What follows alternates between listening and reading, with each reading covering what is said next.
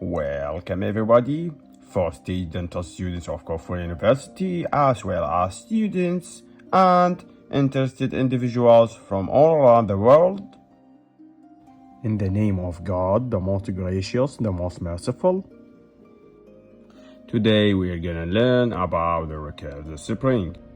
This tutorial will show you the Recurved Z-spring design animation, as well as it will include enhanced on wire bending, activation animation, and finally the action of the spring simulation on the wax cast. First of all, the Recurved Z-spring is composed from a combination of two Z-springs. So here's one of the Z-springs and here the other. It's like a two Z-spring, a right one and a left one, that's connected in their active arm. Before going full depth into the design of the Recurved Z-spring, let's do a quick review about the design of the Z-spring. The Z-spring composed first from non-traumatic arm, a coil or the first coil which should be opposite to the second coil. In this illustration, I'm gonna assume that the first coil direction is upwards, and then we're gonna have a second arm and our second coil, which again should be opposite to the first coil, and in this illustration it will be downwards, third arm and U-loop, and finally the retentive tag. Now let's see the design of the Recurved Z-spring, which is again a combination of two Z-springs. Here is the first Z-spring and here is the second one. There is no traumatic arm anymore. They are combined or connected at the anterior part, which form a large anterior active arm. Now let's talk about the components of the Recurved Z-spring. First, we have one large active arm, two outer coils which should be opposite to the inner coils. Again, in this illustration, I'm gonna assume that the outer coils are bended in a way that is upward directed. Outer coils should be 2 to 3 millimeters in size, two connecting arms, and then we have our two inner coils, which again should be opposite to the outer coils, therefore it should be downwards. And again, also the inner coils are 2 to 3 millimeters in size. We have another set of connecting arms and the U-loop and the retentive tag. Now let's see the components without all these distracting headlines. First, we have a large active arm and outer coils which should be opposite to the inner coils, the first set of the connecting arms, inner coils which should be opposite to the outer coils, and remember both the outer and the inner coils should be 2 to 3 millimeters in diameter, another set of the connecting arms, and the U-loop and a retentive tag.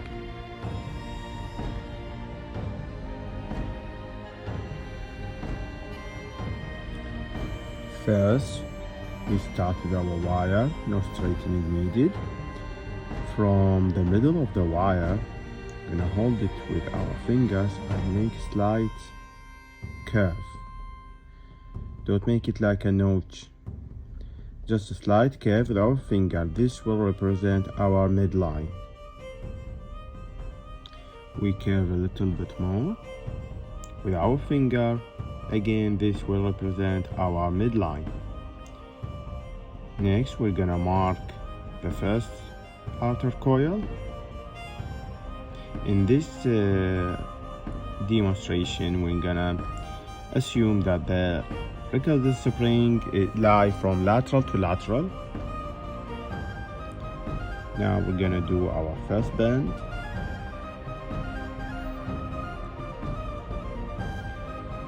I'm gonna bend it in upward direction.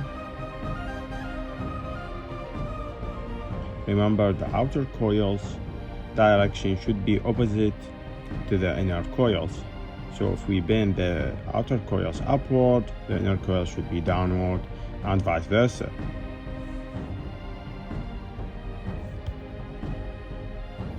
we continue our bend to make the first outer coil. Unfortunately, the camera keeps falling down. The sound is not that good. Now we continue our bend.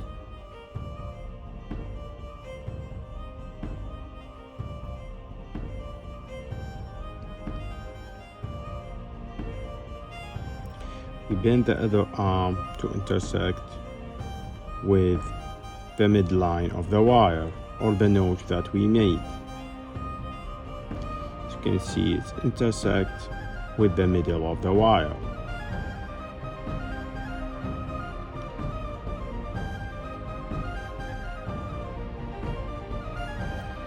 Now we're gonna mark the second outer coil, which also gonna be in upward direction.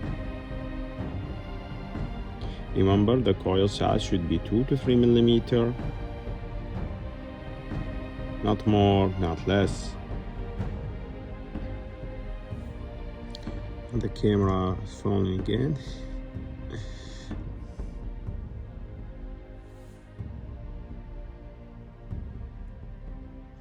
Continue our bend.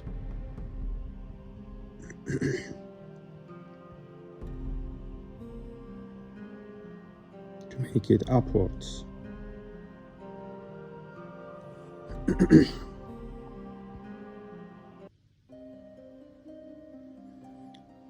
And we're gonna close the arm just like the other arm.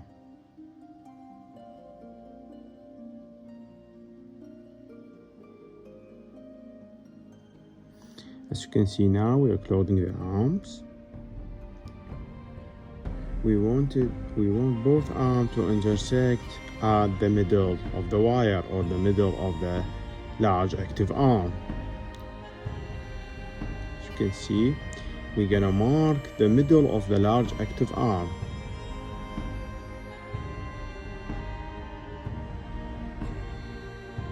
Please use a good marker, a waterproof marker, so it does not remove easily. As you can see now, I just marked the middle of the large active arm. Now I'm gonna bend these arms to intersect with the marker that I just done.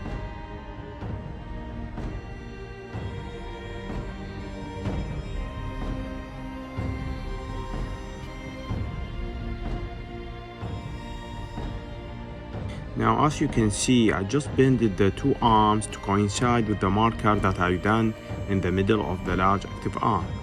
Now, from the point of intersection about 1 millimeter, we're gonna mark again from both arms. These marks will represent the point or the start of our inner coils. Next, we're gonna open this arm to bend our inner coils because it's difficult to bend it in the intersection position. Now remember, the inner coils should be opposite to the outer coils. In this demo, I did the outer coils in upward direction, therefore the inner coils should be in downward direction. I'm gonna bend it in downward direction and continue our bend. You have to keep your bend in the same plane as your spring. Otherwise, you'll get the inner coils that has different plane than your outer coils, which can complicate the spring a little bit. Now we've done our first inner coil, time to do the second one. I'm just gonna make the mark more visible, and like the other one, I'm gonna open the arm to do my inner coil.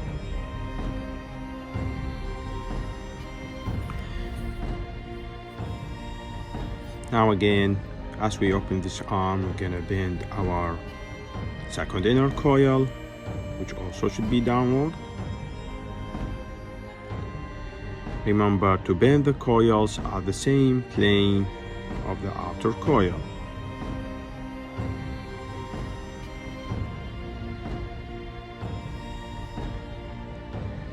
Complete your bend so that you have uniform coils.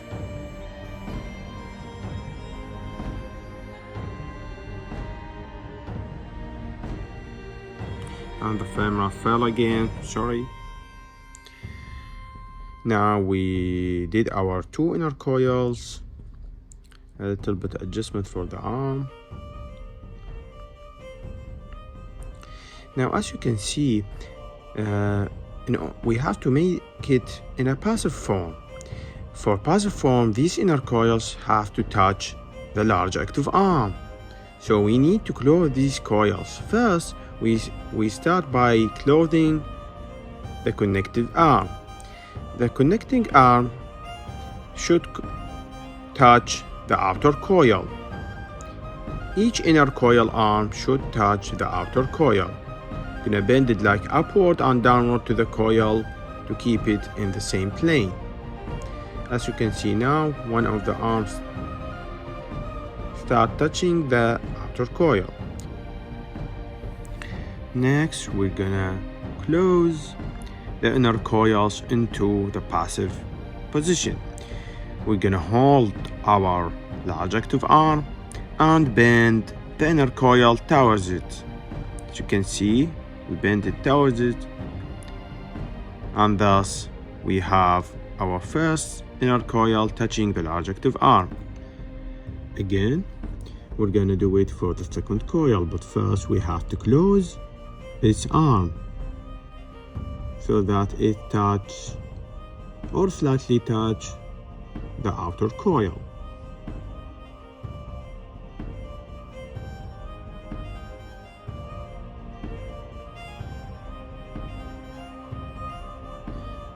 Now we're gonna close it again. We're gonna hold the large active arm and then close the inner coil arm toward the large active arm. And thus we have a passive Recurved Z-spring. As you can see, the space between the inner coils is about 0.5 millimeter, which is ideal. Next, we're gonna make the U-loop on the retentive tag. From the position, and the camera keep following, we're gonna mark the position of the second connected arm at the end of the outer coil. The position of the end of the outer coil, as you can see. And with our angle plier, we're gonna bend the U-loop. Look, I always try to make my bends in the same plane as the whole spring. So the adjustment at the end of the bending is not that complicated.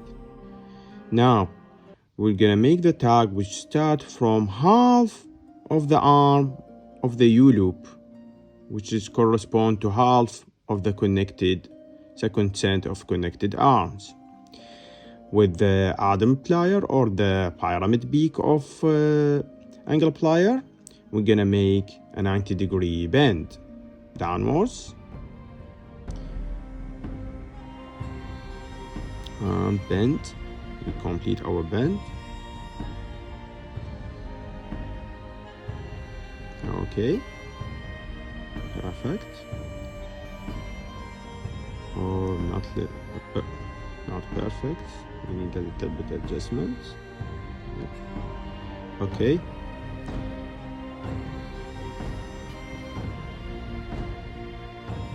Now we're gonna do the same for the opposite side.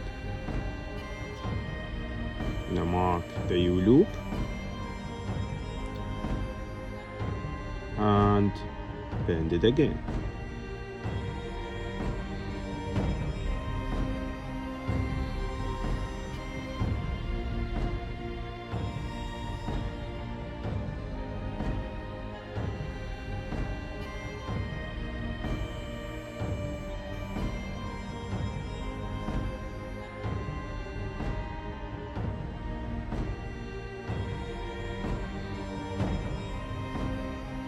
So we did our U-loop.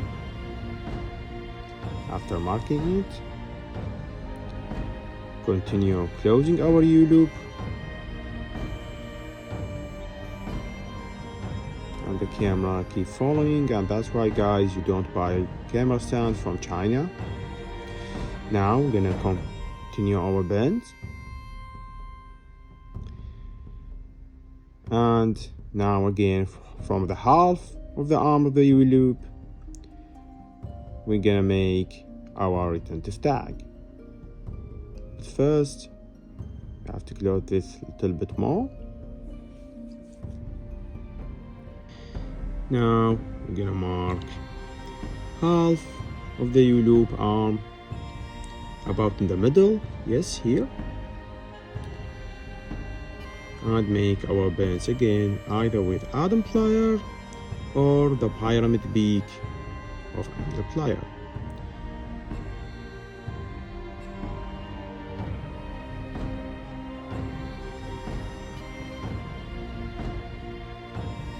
Again, keep your bend same plane as your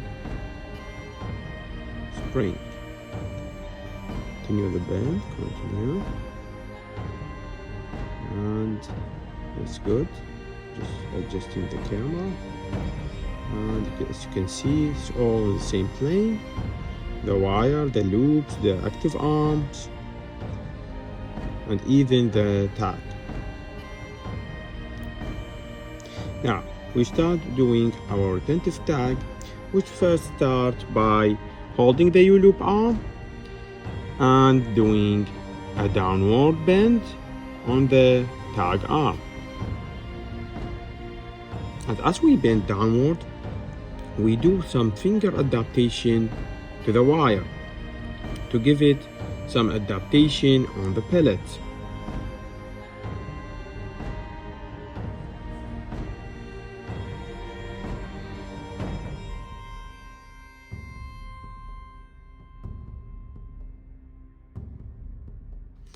And we do the same for the other side. Sorry, the camera is off a little bit. As you can see now, we're gonna also bend it downward and press with our finger or thumb finger to make it a little bit adapted on the pellets. Now, it's preferable to make the bends or the adaptation of the tag parallel to each other. This will reduce our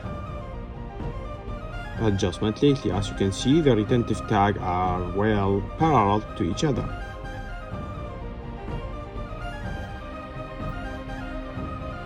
Now we start by doing our retentive tag. First, we're gonna do like a half U-loop or a full U-loop, sorry, half coil, and again another U-loop. You can actually make the tag however you want, by a zigzag shape or a U-loop like the one I'm gonna make. Another U-loop. We're gonna keep making U-loops up and down, and another U-loop.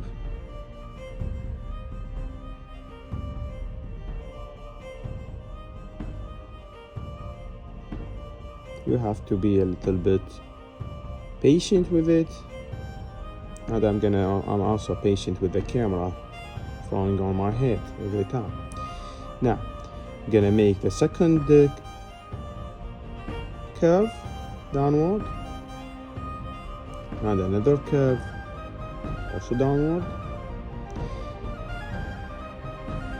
You have to bend the U-loop in a way that keep it in the same position. As you can see, I'm doing a half coil shape or a full U-loop in every bend, and again the U-loop.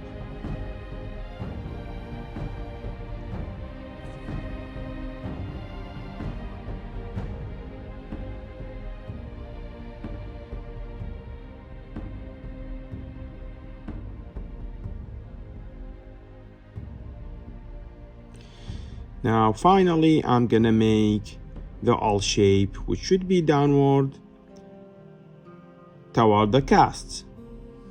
This is very important. You have to make it. A lot of people forget it. Okay, downward. Now I'm gonna cut my wire. Such big wire, you can cut it not about under the bench because you can hold it before cutting. Now one of the retentive tag is ready and good.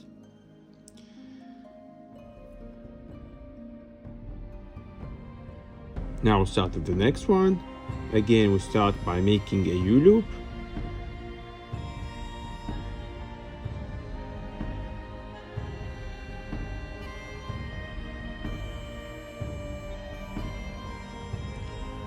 And another one.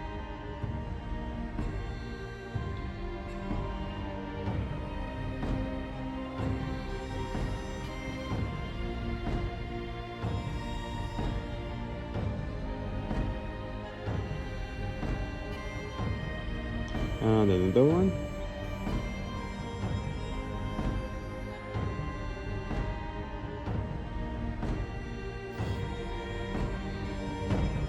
And another one.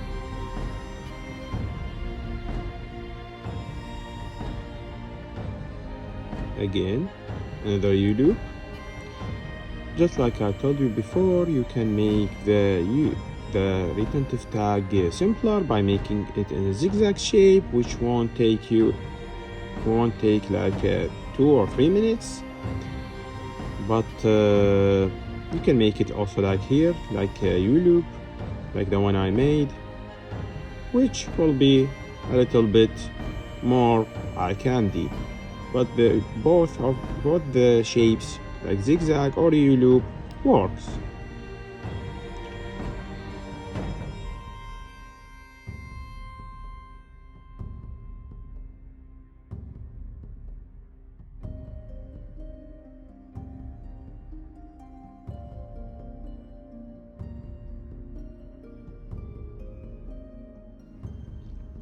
Now, I think I'm gonna bend just one more time and call it a day.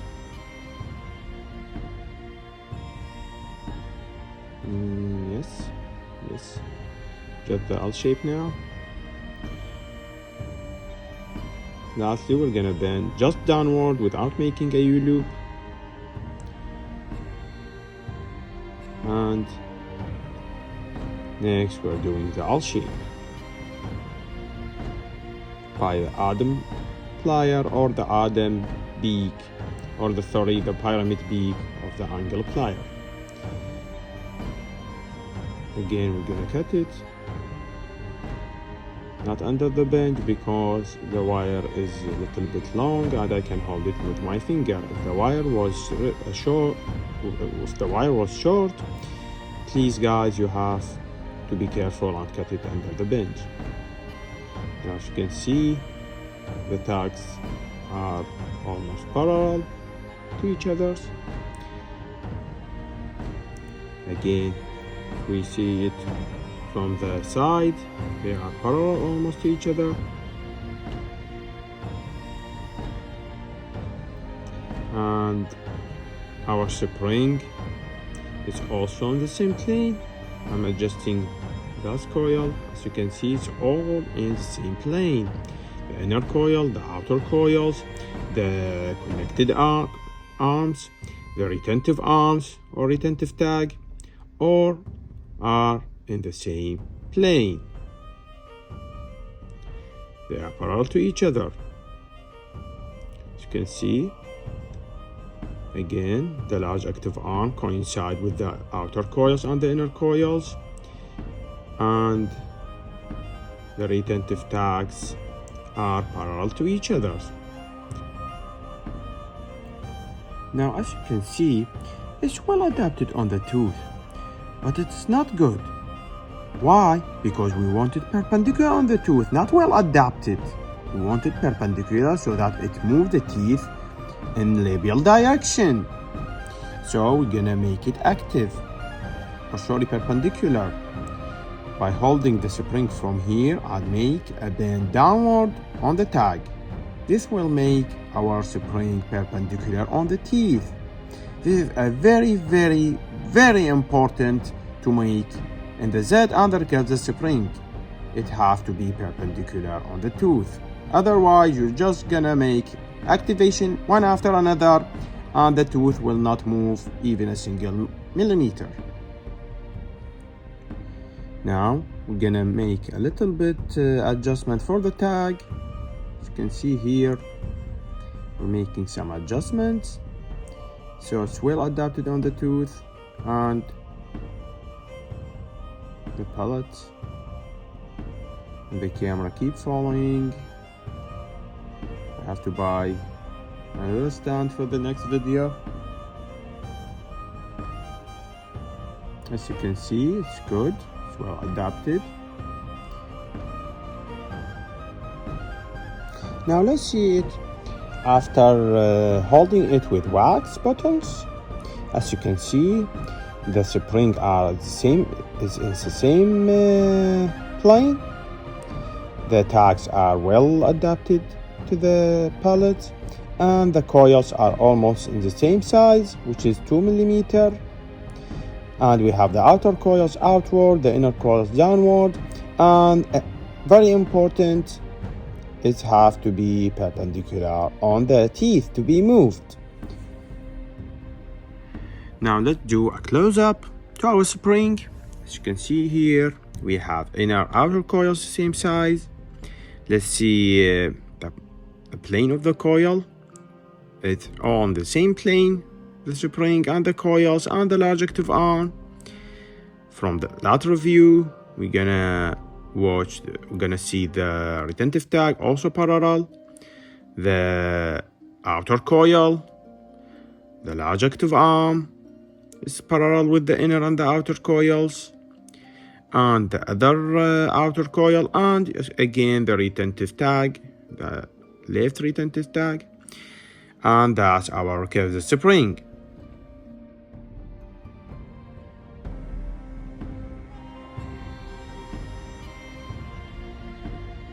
Now there are some mishaps in the recurved Z-spring that's acceptable, like this one that I made, which is different from the one I just bended.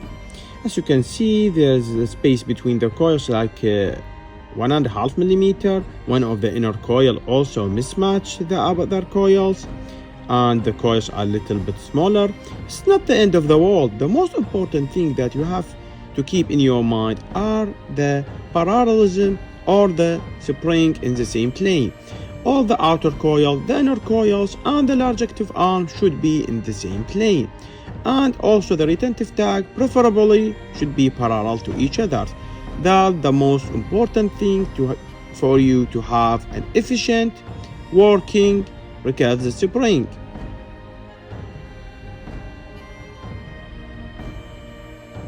Now, for the activation of the recurved Z-spring, just like the Z-spring, we're gonna activate it by opening of the coils. Now, this one is in passive position. We need to open the coils to make it active, so that the large active arm moves forward direction about 2 millimeter. Again, this is the passive state and this is the active state. You can either open the coils or hold the large active arm 2 millimeter forward. Now let's see it side by side. This is the passive state of the recurved Z-spring, and this is the active state of the recurved Z-spring. As you can see in the active one, the large active arm is displaced about 2 millimeter forward from its passive position. How we're gonna activate the recurved Z-spring? By opening of the outer coils and even the inner coils, but in the first visit usually you open the outer coils, as you can see, so that the large active arm move about 2 millimeter forward.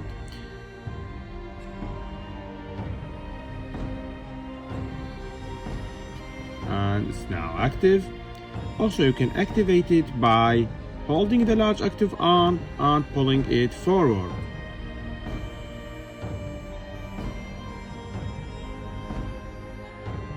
Now let's put our recurved Z-spring on the wax cast, and we're gonna bring really hot water. It's almost boiling, and we're gonna dip our wax cast in it. This will soften the wax and thus allows the teeth to be moved under the influence of the force that's applied by the recurved Z-spring. And now we'll wait for the teeth to be moved. This will take like 10 or 12 cycles. I'm gonna make it a fast forward for you, so I'm gonna spare you the boring parts. Actually, it was like 23 or 25 minutes long, so I'm gonna spare you all that waiting, and I'm gonna fast forward to the most important parts.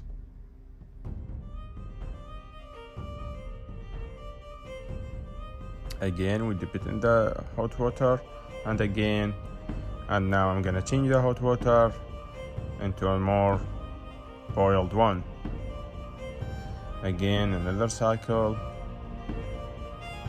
and another, and another.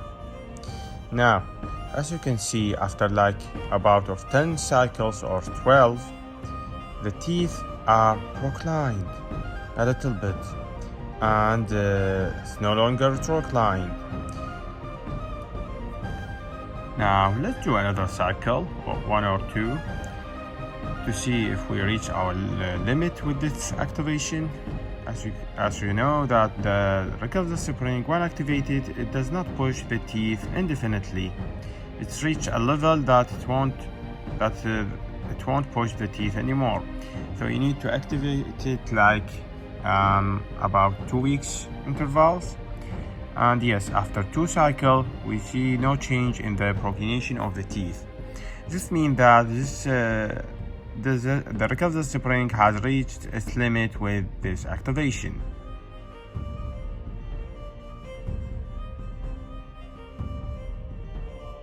Now let's do a close-up on the anterior teeth. As you can see, the teeth are pushed labially. It's now a little bit straight or a little bit proclined, but there is a little mishaps. You can see it now. The lateral incisors are a little bit rotated, one of them. One of the central is flared compared to the other. That's because we didn't do a Holy arch in this simulation. And see, Holy arch can prevent over-rotation or over-correction or proclination of the teeth. Now let's look on the anterior teeth on the left side and on the right side. We can notice that the left side is retroclined while the right side is a little bit proclined. Now, is it perfect on the right side? Of course not. It's not perfect. Some teeth are a little bit flared, others are a little bit rotated, such as the lateral incisor. But that's normal because we didn't use Holy arch here. Holy arch prevents overcorrection of the rotation and the proclination of the anterior teeth. And thus conclude our tutorial for today. I apologize if it was a bit lengthy. If you have any question, please feel free to leave a comment or message me on my Instagram or via my Gmail. Good luck everyone, and may God bless you.